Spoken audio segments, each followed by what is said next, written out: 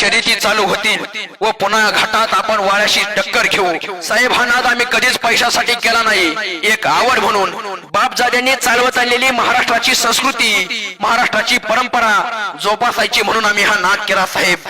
साहेब जर बैलगाडा शर्यतीवर बंदी अशीच राहिली ना साहेब, जर बैलगाडा शर्यतीवर अशीच बंदी राहिली ना तर बैल हा प्राणी इतिहास जमा होईल।